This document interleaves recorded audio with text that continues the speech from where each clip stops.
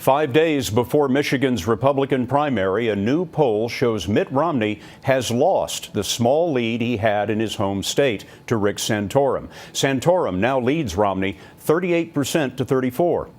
Santorum has won 3 of the past 4 primaries and caucuses, and he's the frontrunner in national polls of Republican voters. So we asked Nancy Cordes to tell us about Santorum's Washington record and how it came under attack last night. In his first debate as the national frontrunner, Rick Santorum and his fiscally conservative credentials came under heavy scrutiny. But while I was fighting to save the Olympics, you were fighting to save the bridge to nowhere.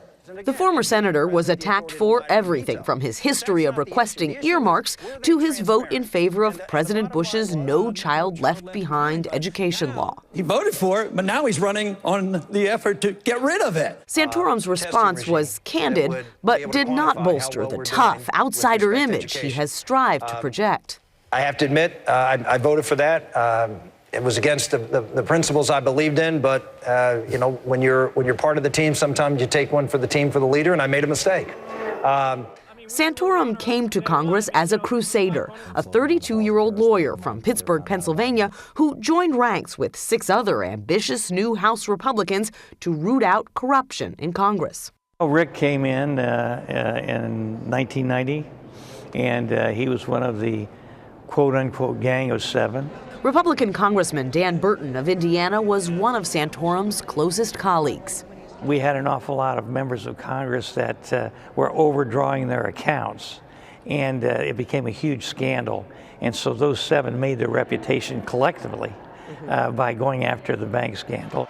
That reputation helped propel Santorum into the Senate after just 4 years in the House. He quickly became an outspoken voice on social issues. 4,000 children a day die of abortions. He pushed for intelligent design to be taught in schools alongside evolution and introduced a bill to ban late-term abortions. That is not a blob of tissues, ladies and gentlemen. That is a living human being.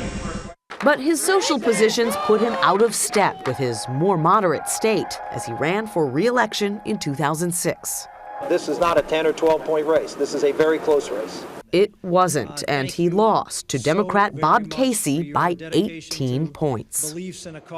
As of today, only 3 members of Congress have endorsed Santorum for president compared to 78 members for Mitt Romney. It's a sign, Scott, that many of his former colleagues are still skeptical that Santorum can defeat Romney going forward, despite what the national polls say. Thank you, Nancy.